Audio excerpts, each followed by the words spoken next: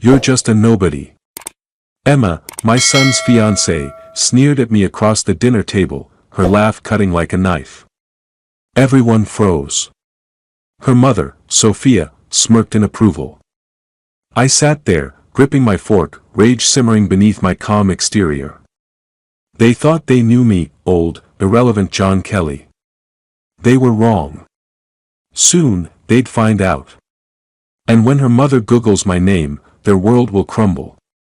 Before we continue, please subscribe to the channel and let us know where you are listening in the comments. The words hit like a slap. You're just a nobody.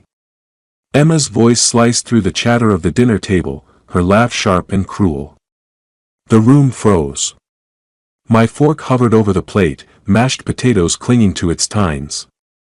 Across the polished oak table, Emma leaned back in her chair, her manicured nails glinting under the chandelier's glow. Her mother, Sophia, smirked, her lips curling like she'd just tasted something sweet. My son, Michael, stared at his plate, his shoulders hunched, silent. I sat there, John Kelly, 62 years old, feeling the weight of their eyes. Rage simmered beneath my calm exterior, a slow burn in my chest. My knuckles whitened around the fork, but I didn't flinch. Not yet. The dining room, with its crystal glasses and flickering candles, had been warm moments ago. Now, it felt like a stage, and I was the fool in the spotlight. Emma tilted her head, her blonde curls catching the light. What's it like, John? Sitting in your little house, reliving your glory days. Her tone dripped with mockery, each word a needle. I mean, Michael told me you used to wear those old suits to work. What were you, a clerk? Sophia chuckled, tapping her wine glass with a lacquered nail. Oh, Emma, be kind. Not everyone can keep up with the times. Some people fade. Her eyes flicked to me, cold and appraising, like I was a piece of furniture she'd decided to discard. Michael shifted in his seat, his fork scraping the plate. He didn't look up. My chest tightened. I wanted to reach across the table, grab his shoulder, make him see me. But his silence cut deeper than Emma's words. My own son, letting this happen. I set the fork down, the clink loud in the stillness. Every eye was on me, Emma's triumphant, Sophia's smug, Michael's averted. The candles cast long shadows across the tablecloth, dancing like ghosts of the life I'd built. They thought they knew me, old, irrelevant John Kelly, a relic to be pitied. They were wrong. Emma, I said, my voice low, steady. You think you know me? I leaned forward, just enough to catch her gaze. Her smile faltered, just for a second. But you don't. The room held its breath. Sophia raised an eyebrow, but I didn't look at her. My eyes stayed on Emma, on the flicker of uncertainty in her green eyes. I pushed my chair back, the legs scraping the hardwood floor. Excuse me, I said, standing. My hands were steady, but my heart pounded like a war drum. I walked out of the dining room, their whispers trailing behind me like smoke. The hallway was dim, the air cooler. My steps slowed as I passed the family portrait hanging on the wall, me, Elizabeth, and Michael, smiling in a world that no longer existed. Elizabeth's eyes seemed to follow me, her warmth a ghost in the frame. I stopped, my fingers brushing the glass. Emma's laugh echoed in my mind, sharp and mocking. They'd find out soon enough. When Sophia Googled my name, their world would crumble. But first, I needed to remind myself who I was. I turned toward my study, the door creaking as I pushed it open. The night was just beginning. The study door clicked shut behind me, muffling the distant clink of dishes from the dining room. I stood in the quiet, the air heavy with the scent of old books and polished wood. My desk loomed in a corner, a sturdy oak relic from a life that felt like someone else's. On it sat the family photo, Elizabeth's smile frozen in time, Michael's small hand in mine. I crossed the room, my shoes soft on the worn rug, and picked up the frame. My thumb traced the edge, the glass cool under my touch. The memory hit like a wave. It was 1997, and I was 34, striding through the glass doors of an investment bank in downtown Chicago. The office buzzed, phones ringing, papers shuffling, the hum of ambition. My desk was buried under reports, a coffee mug teetering on the edge. My boss, Harold, leaned against the doorframe, his tie loosened. "Kelly, you're in line for VP," he said, tossing a folder onto my desk. "Big accounts, corner office. You want it?" I'd wanted it. God, I'd wanted it. But Elizabeth's cough had worsened that week, her face pale against the hospital pillows. I saw her in my mind, her hand squeezing mine, her voice soft, "We'll be okay, John." I looked at Harold, my throat tight. "I need to be home," I said. He blinked, then nodded, disappointment flickering in his eyes. I left the folder unopened. The memory shifted. It was 2004 now, our kitchen small and cluttered, the fridge humming in the corner. Michael was 16, all lanky limbs and quiet rebellion. I sat at the table, writing a check for his private school tuition, my fingers cramped from overtime at a job that paid half what I'd earned before. The pen scratched the paper, each zero a promise. Michael breezed through, grabbing an apple. "Thanks, Dad," he mumbled, already halfway out the door. He didn't see the stack of bills beside me, didn't know I'd turned down a better job to stay close. Another flash, 2012. Michael's college graduation, the auditorium packed with proud families. I sat alone in the back, my suit a size too big, my hands folded in my lap. On stage, Michael gripped his diploma, grinning. "I want to thank my friends," he said into the mic, his voice echoing. "You got me here." The crowd clapped. I waited, my chest tight, but my name never came. I clapped too, my hands heavy, my smile a mask. Back in the study, I set the photo down, my breath uneven. I'd given everything, my career, my dreams, my pride, for them. And now? Emma's voice rang in my ears, "You're just a nobody."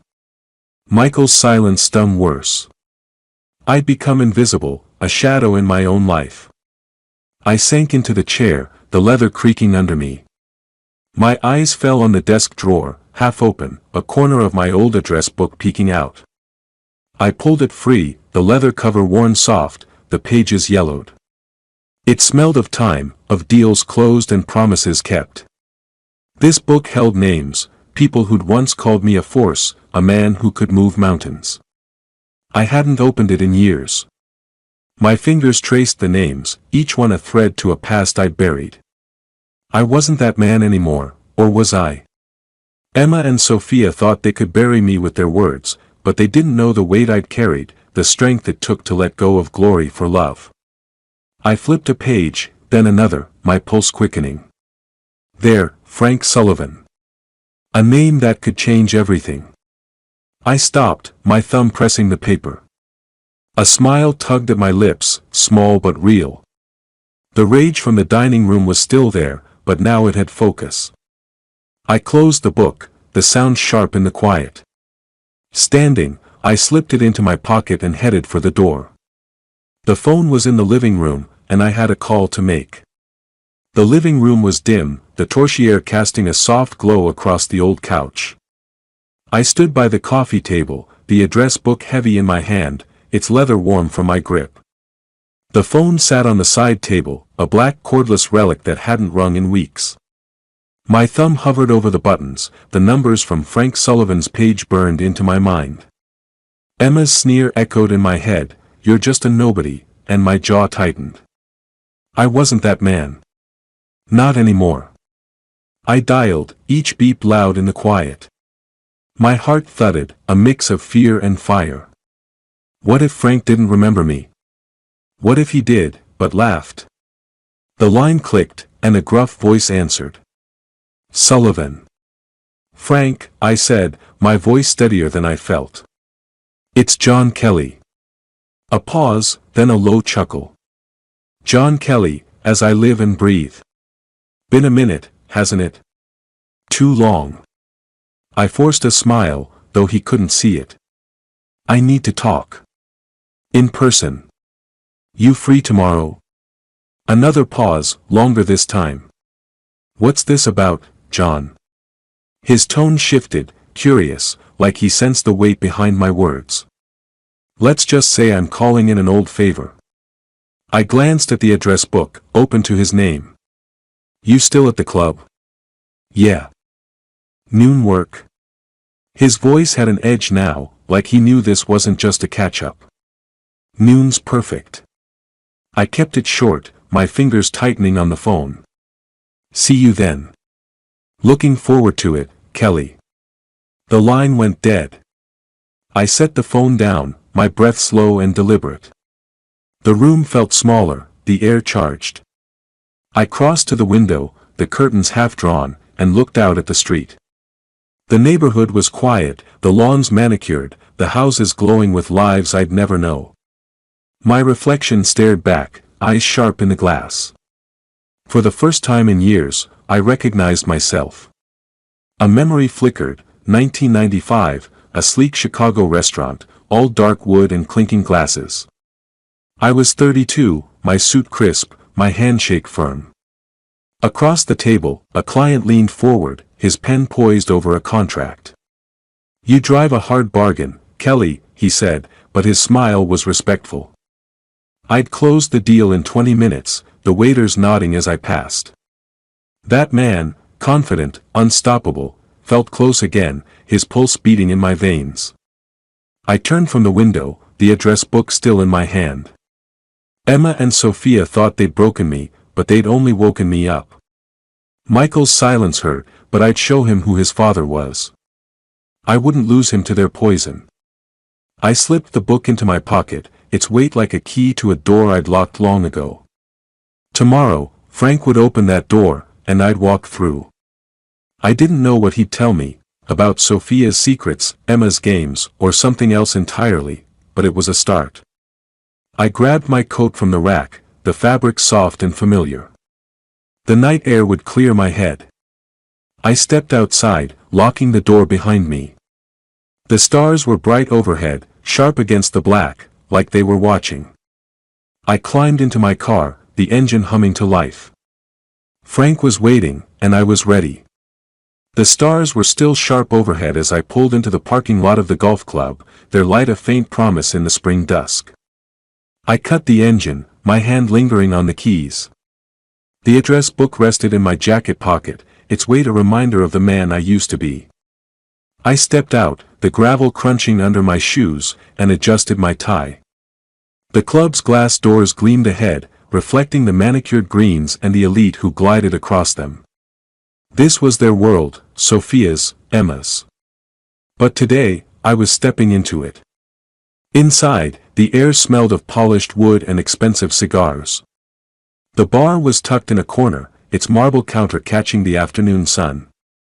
Frank Sullivan sat at a high-top table, his gray hair thinning but his eyes as sharp as I remembered. He raised a glass of bourbon in greeting, his smile half-cocked. John Kelly, he said as I approached, his voice gravelly. Didn't think I'd see you here again. I slid onto the stool across from him, my fingers brushing the address book through my jacket. Times change, I said, keeping my tone light. The bartender polished a glass nearby, his ears perked. I leaned in closer. I need your help, Frank. He swirled his drink, ice clinking. Figured as much. What's got you crawling out of retirement? His eyes flicked over me, sizing me up like we were back in the 90s, closing deals over steak dinners. I lowered my voice. Sophia Wilson. Emma, too. They're involved with my son. The words tasted bitter. Emma's sneer, "You're just a nobody," flashed in my mind, and my jaw tightened. Frank's brow lifted, but he didn't interrupt. I went on. They think they can walk over me. I need to know what I'm dealing with. He leaned back, glancing around the bar. A couple in golf whites laughed at the counter, oblivious. Frank's voice dropped. Sophia's living on borrowed time, John. That big house. Second mortgage, maxed out. She's been dodging creditors for months. He sipped his bourbon, eyes locked on mine. As for Emma, she's hunting. Your boy's trust fund is her ticket to the good life. My pulse quickened, but I kept my face still. Sophia's smug smile at the dinner table flickered in my memory, her manicured nails tapping her wine glass. Broke. Desperate. And Emma, clinging to Michael like a vulture.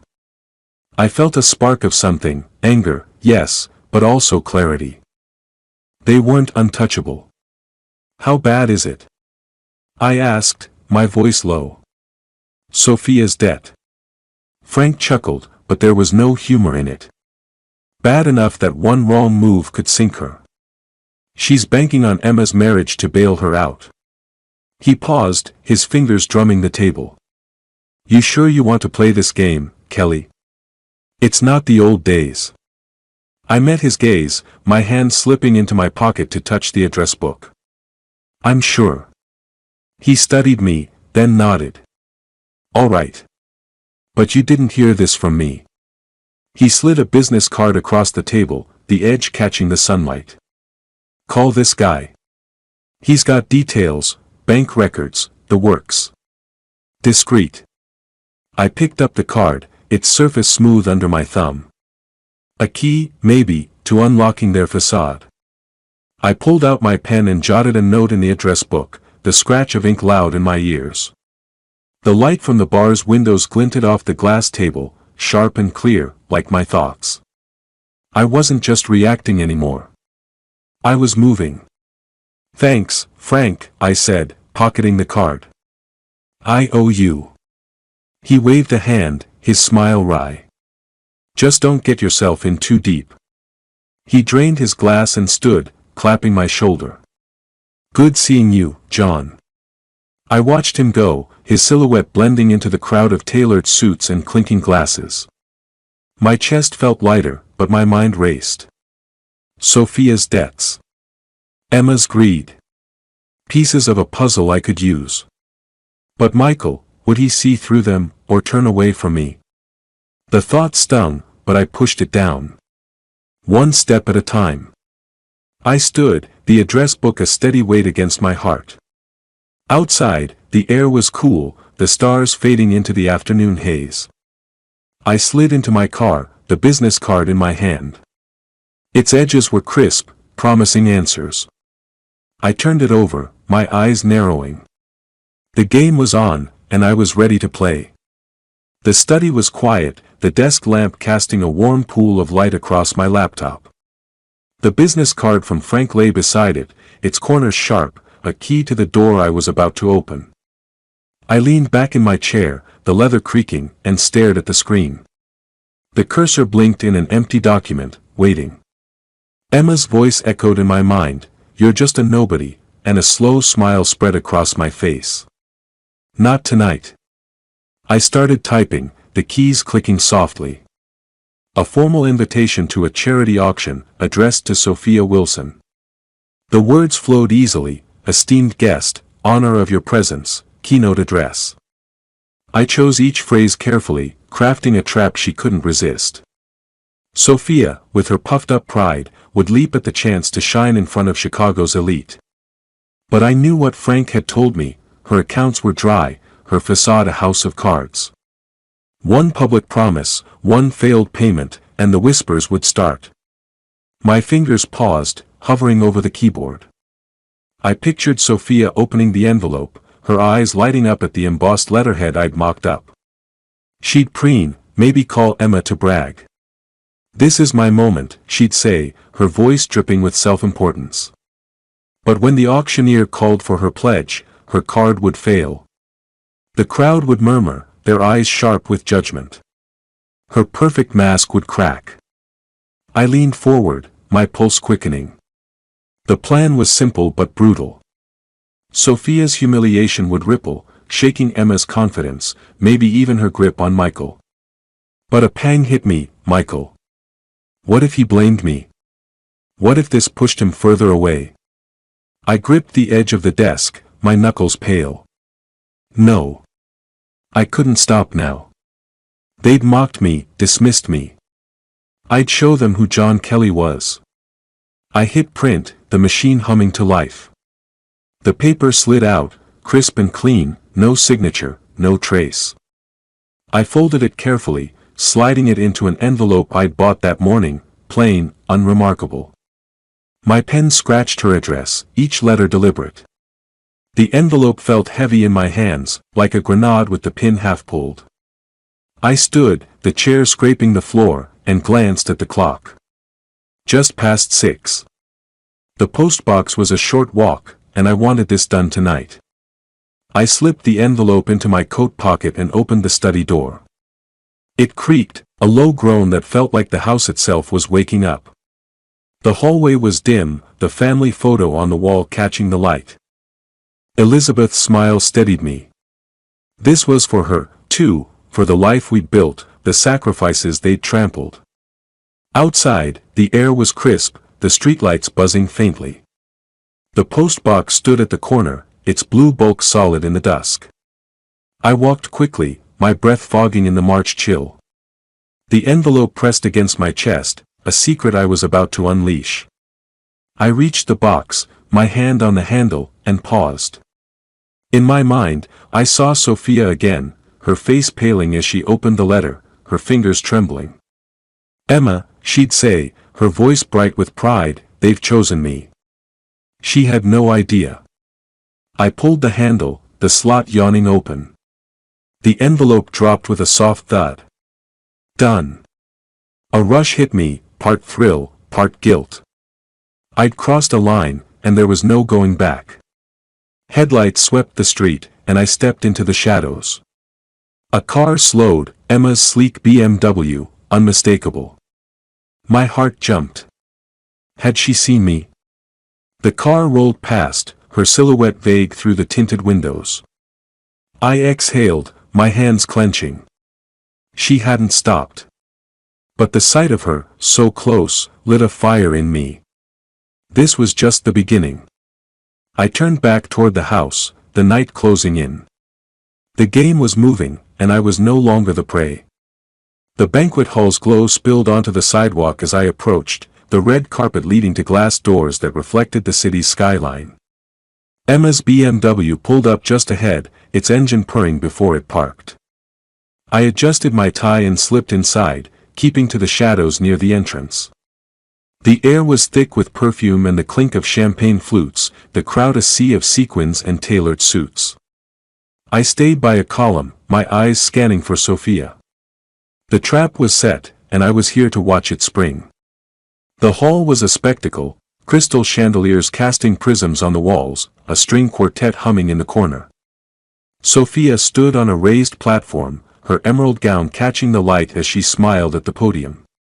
Her voice carried, polished and proud.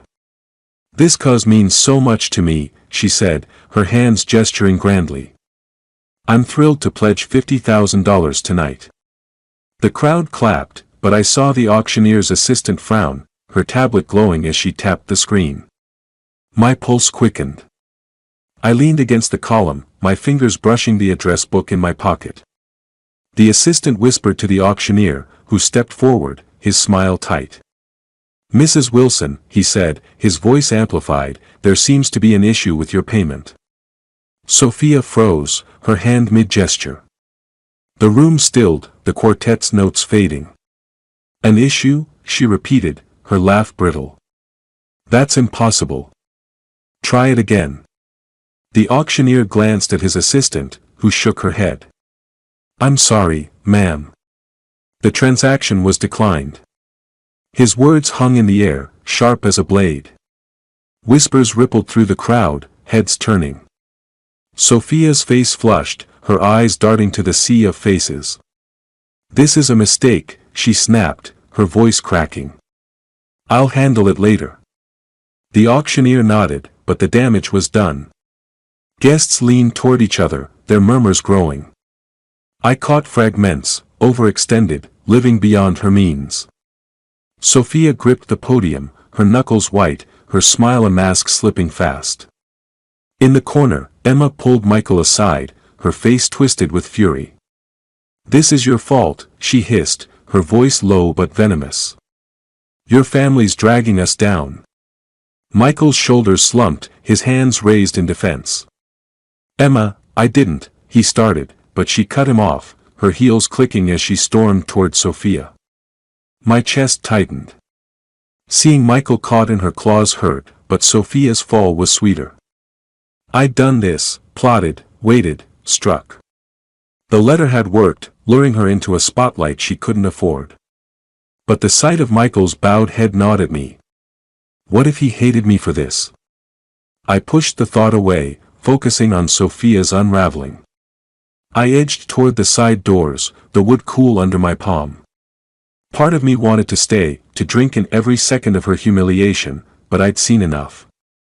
The whispers would spread, her reputation fraying like cheap thread. Emma's panic was a bonus, her control slipping. This was just the first cut. My phone buzzed in my pocket. I slipped it out, the screen glowing with a text from Lisa, Elizabeth's old friend. "John, we need to talk. Can you meet tomorrow?" My thumb hovered over the reply. Lisa, sharp, loyal, always in the know. What did she have for me? I typed a quick yes, noon, and pocketed the phone. I pushed the door open, the night air cool against my face. The city hummed beyond, its lights bright and unforgiving. I walked to my car, the text from Lisa looping in my mind. Sophia's stumble was just the start, and Lisa's message felt like the next piece falling into place. The cafe's door chimed as I pushed it open, the scent of fresh coffee wrapping around me like a warm blanket. My phone was still in my hand, Lisa's message glowing on the screen, "Meet me at Rosie's, 11 a.m. I slipped it into my pocket, my eyes scanning the room. There she was, near the window, her auburn hair catching the morning light. Lisa waved, her smile soft but knowing, like she'd been waiting for this moment as long as I had. My chest tightened, hope, nostalgia, a flicker of the past. I crossed the hardwood floor, the creak of my shoes blending with the hum of conversation. The cafe was cozy, all wooden tables and mismatched mugs, sunlight streaming through tall windows. I slid into the chair across from Lisa, the warmth of the ceramic mug she'd ordered for me grounding my nerves. "You look good, John," she said, her voice gentle, like she was testing the waters. "Thanks," I said, my fingers curling around the mug. "It's been a while." Elizabeth's laugh flashed in my mind, her hand on Lisa's shoulder during those long-ago summer barbecues. I pushed the memory down, focusing on Lisa's steady gaze. She leaned forward, her elbows on the table. "I heard about the dinner," she said, her tone shifting, sharper now. "Emma's little stunt. Calling you a nobody in your own home." Her lips pressed thin, and I saw the fire in her eyes, the same fire Elizabeth had when someone crossed her. I nodded, my jaw tight. "She and Sophia think they've got me figured out. They're wrong." Lisa's smile returned, small but fierce. "Good. Because I've got something you'll want to hear." She glanced around, her voice dropping. "Emma's not just after Michael's money. She's tangled up with a guy, some lowlife who's been fleecing people for years. They're planning to use your son's trust fund to bankroll their scam." My breath caught, the mug suddenly heavy in my hands. Emma's sneer at the dinner table flashed back, her green eyes cold and calculating. I'd known she was greedy, but this? A con artist pulling her strings? My pulse quickened, anger mixing with a strange relief. This was leverage. Real leverage. "How do you know?" I asked, keeping my voice low. Lisa's eyes flicked to the window, then back to me. "I've got friends who talk. People who see things." She paused, her fingers tapping the table. "Elizabeth always said you were sharp, John. Said you could outsmart anyone. So, what's your move?" I leaned back, the chair creaking. The cafe's warmth felt distant now, my mind racing. Emma's scam could ruin Michael, but if I played this right, it could ruin her instead. We set a trap, I said, the words forming as I spoke. Something she can't resist. A fake deal, maybe. Get her to show her hand. Lisa's eyes lit up. I like it. I can pose as a go-between, feed her a story about a big investor. She's greedy, she'll bite.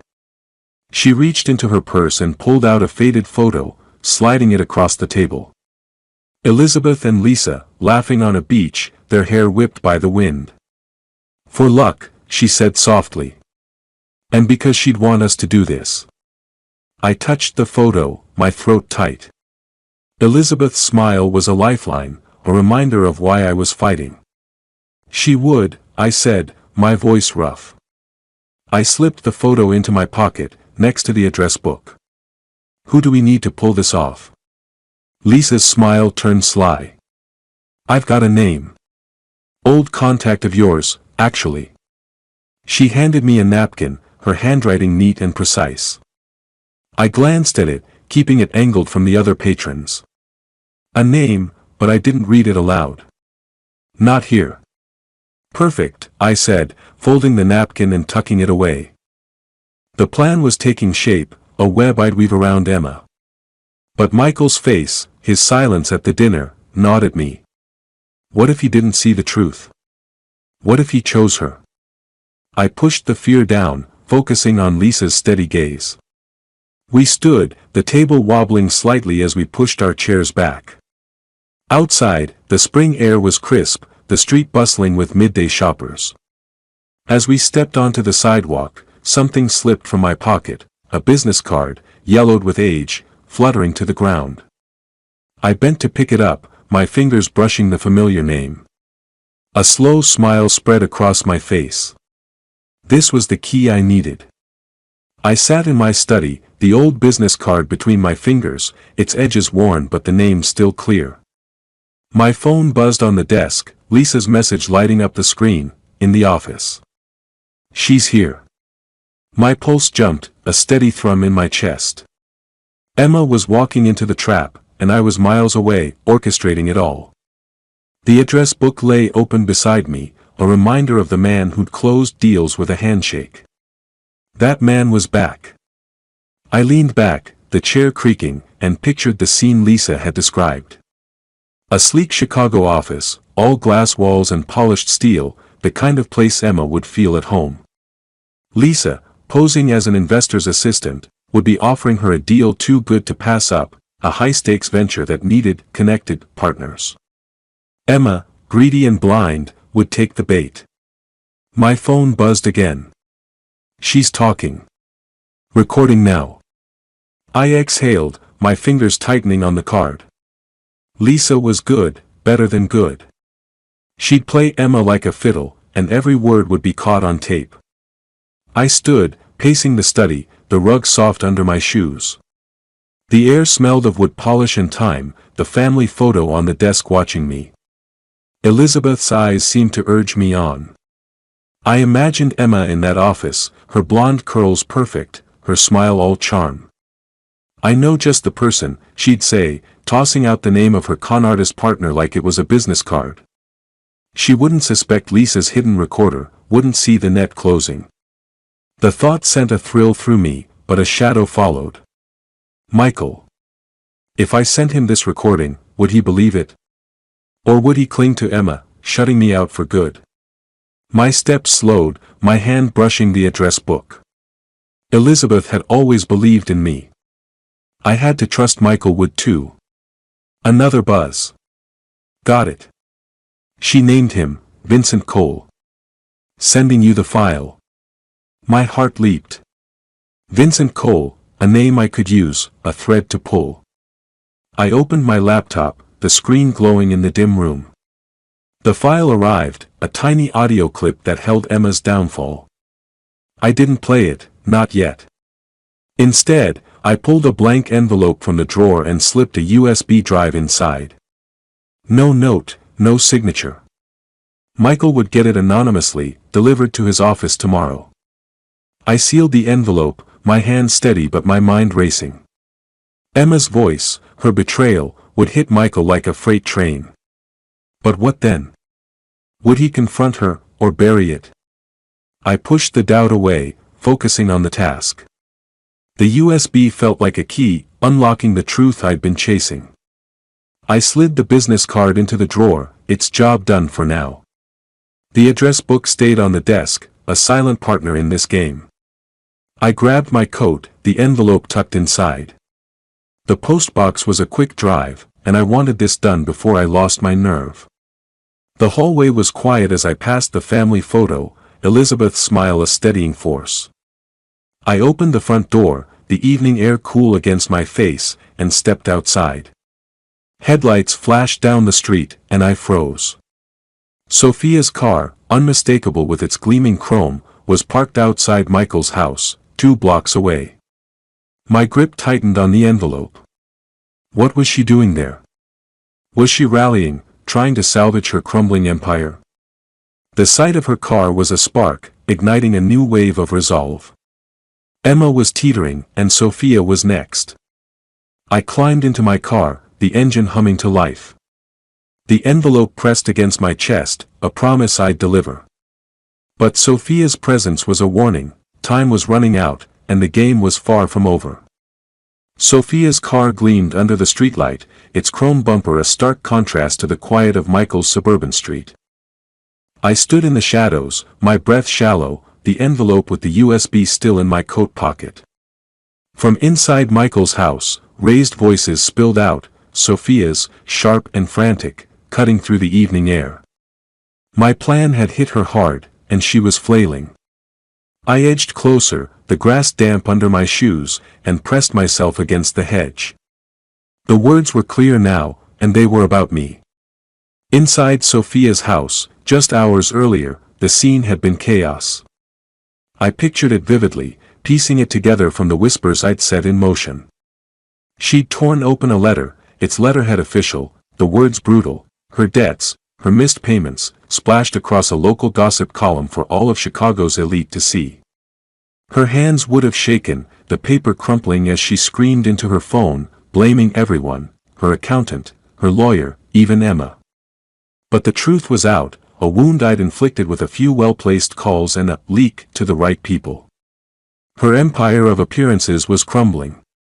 Now, in Michael's living room, she was lashing out. "It's your father," she shouted, her voice a jagged edge. "He's behind this, Michael. He's trying to ruin me." I peered through the window, the curtains half open. Sophia stood in the center of the room, her silk blouse wrinkled, her hair slipping from its perfect bun. Michael sat on the couch, his face tight, while Emma hovered near the doorway, her arms crossed. I held my breath, my heart pounding. Sophia's accusation was a wild swing, but it was dangerous. If Michael believed her, if he turned on me, everything could unravel. But I saw his eyes, narrowed, uncertain. He wasn't buying it, not yet. "Sophia, calm down," Michael said, his voice low but firm. "You don't know it was him." "Don't I?" she snapped, pacing like a caged animal. "He's bitter, Michael. Jealous of Emma, of us. He's a nobody who can't stand our success." Her words echoed Emma's from that dinner, and my jaw clenched. Nobody. The word was their weapon, but it was losing its edge. I shifted, my hand brushing the address book in my pocket. I'd orchestrated this, fed the press just enough to expose Sophia's lies without leaving a trace. The leak was clean, untraceable, but her panic was proof it had landed. She was unraveling, her status slipping through her fingers like sand. Emma stepped forward, her voice icy. "If it's John, he's smarter than I thought." Her eyes flicked to Michael, testing him. "But you'd know, wouldn't you? He's your father." Michael's head snapped up, his fists clenching. "Leave it, Emma." The tension in his voice sent a chill through me. He was caught between them, but his doubt in Sophia was a crack I could widen. Sophia whirled on me, though she didn't know I was there. "He's a vindictive old man," she spat. "You'll see, Michael. He'll drag you down with him." Her voice broke, and I saw it, fear. Not just of me, but of losing everything. Her status, her control, her daughter's future. She was bleeding out, and I barely lifted a finger. I stepped back, my shoes silent on the grass. I'd heard enough. Sophia's counterattack was desperate, but it was failing. Michael's silence, his doubt, was my victory. I turned toward the street, the envelope still in my pocket. The USB would reach him soon, and Emma would fall next. But Sophia's words lingered, a warning. She wasn't done fighting. I drove home, the night closing in, and parked in my driveway. The house was dark, the air heavy as I stepped inside. My study felt like a sanctuary, the desk lamp casting a soft glow. On a whim, I opened a closet and found it, Elizabeth's old laptop, its surface scuffed but familiar. I set it on the desk, my fingers tracing the keys she'd once touched. Something told me it held answers, pieces of the past I'd need for the fight ahead. I powered it on, the screen flickering to life. The study was hushed, the glow of Elizabeth's old laptop casting shadows on the walls. Its hum filled the silence, a faint reminder of her presence. I sat at the desk, my fingers hovering over the keys, the address book open beside me.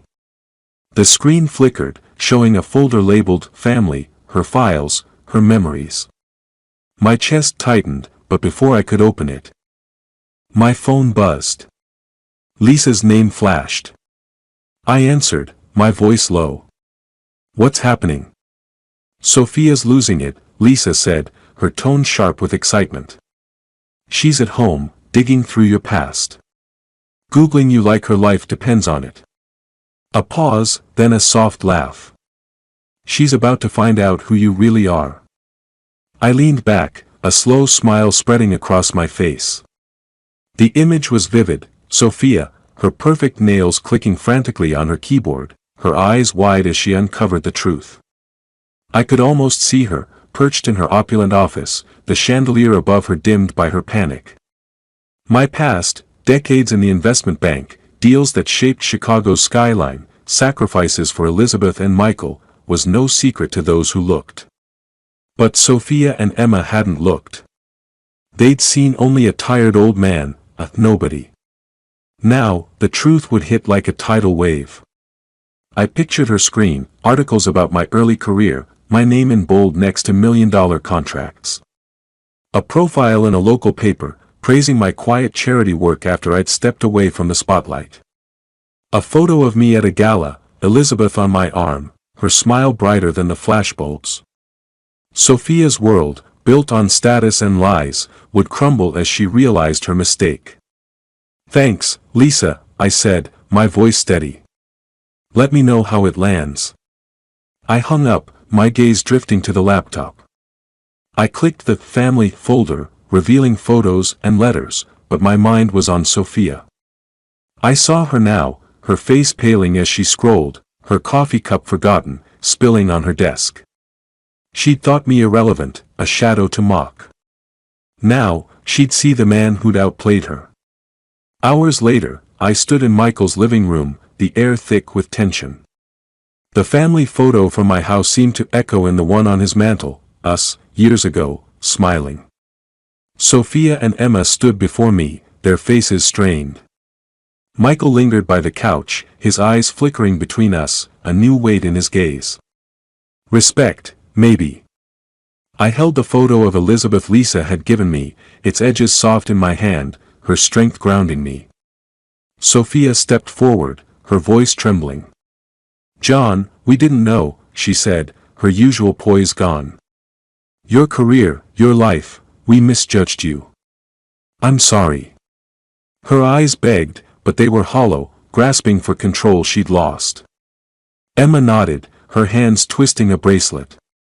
I was wrong, John, she said, her voice small, forced. I didn't mean to hurt you. Can we start over? I looked at them, their words thin as paper. Emma's sneer from the dinner table, you're just a nobody, rang in my ears. Sophia's smirk, her cruel dismissal, burned in my memory. They weren't sorry. They were scared, cornered by their own failures. I tightened my grip on the photo, Elizabeth's smile a shield. You saw what you wanted to see, I said, my voice cold, cutting through their pleas. You mocked me, humiliated me in my own home. Apologies don't erase that. Sophia flinched, her lips parting, but no words came. Emma's eyes darted to Michael, seeking rescue, but he stayed silent, his jaw tight. I saw it then, a shift in him, a dawning realization.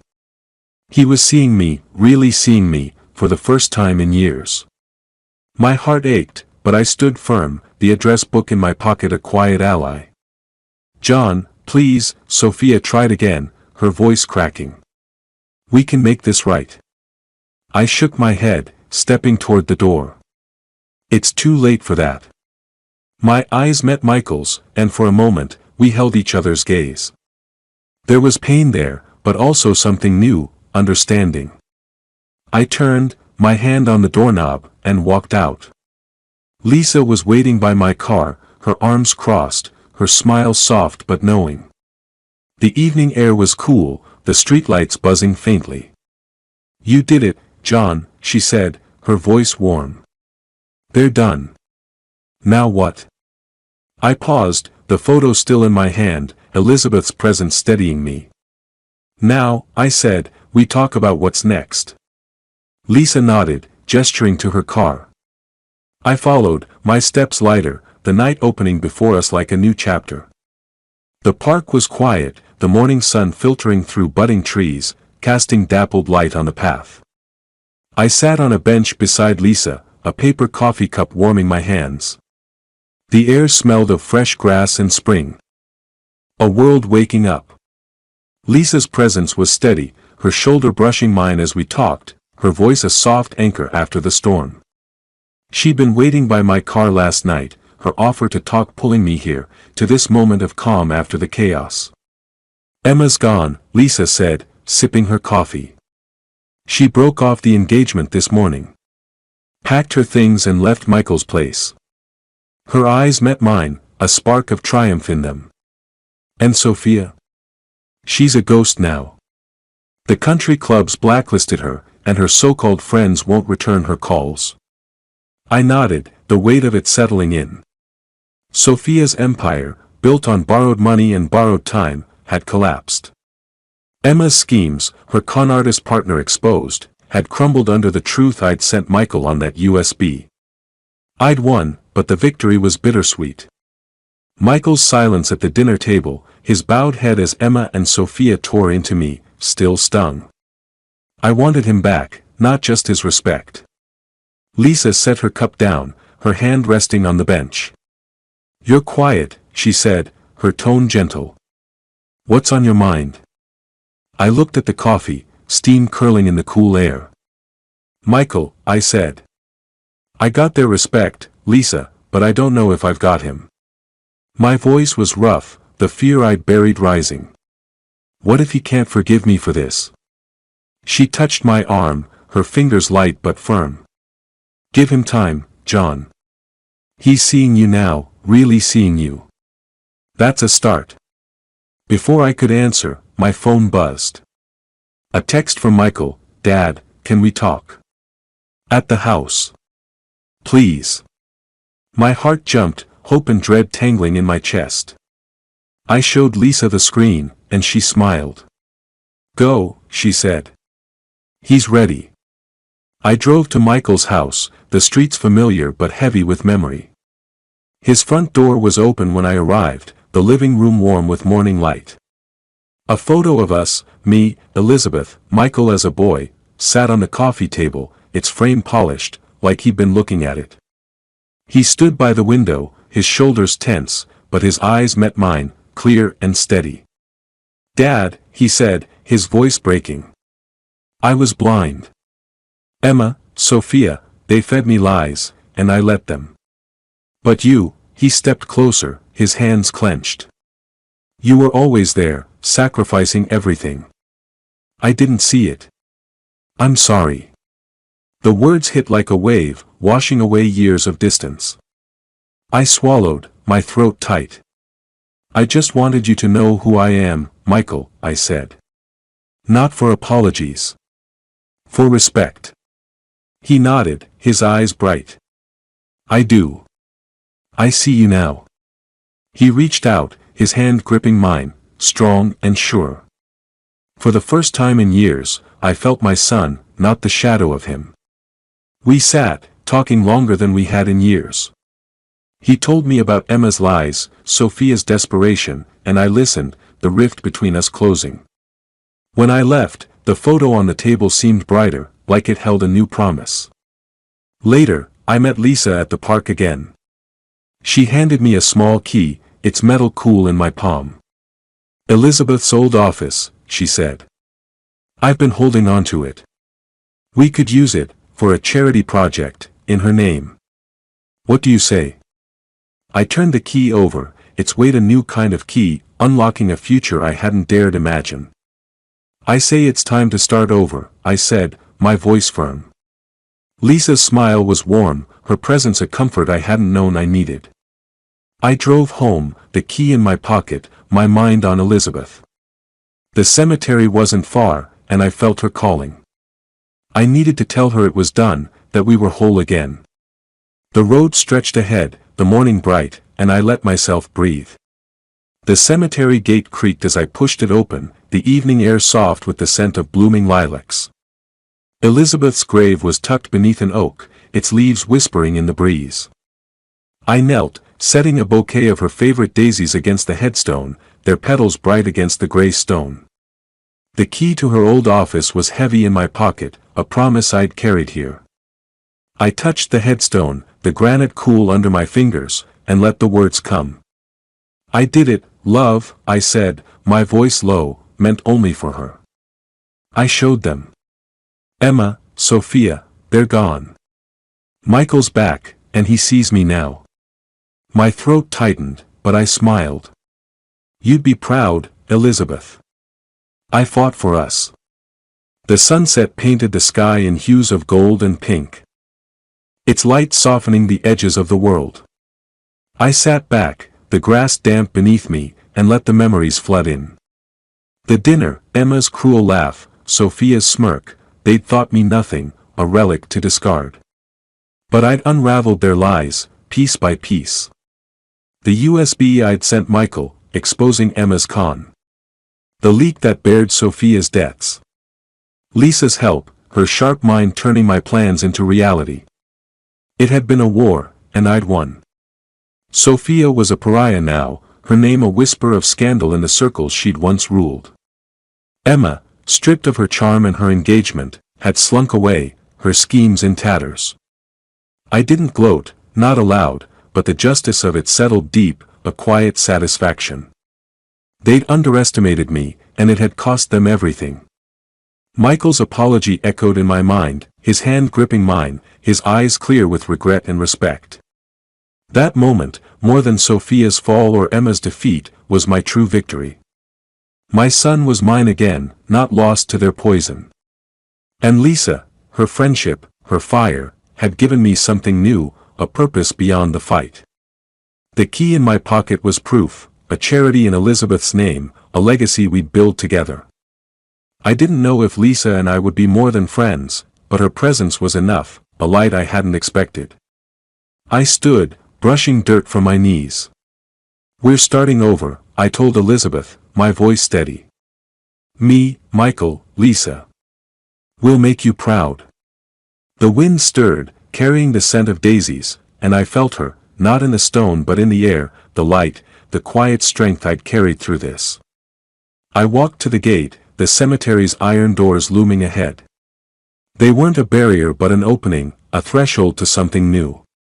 I paused, glancing back at her grave, the daisies glowing in the fading light. The fight was over, but life wasn't. There was work to do, plans with Lisa, bridges to rebuild with Michael, a future to shape. I slipped the key from my pocket, its metal catching the sunset's glow. It felt right, a piece of Elizabeth I'd carry forward. I stepped through the gate, my car waiting beyond, its engine a soft hum when I started it. The road stretched into the dusk, the horizon bright with possibility. I drove, the key in my hand, the world opened before me. If you liked this story, please like this video, subscribe to the channel, and share your impressions of this story in the comments. To listen to the next story, click on the box on the left. Thank you for watching.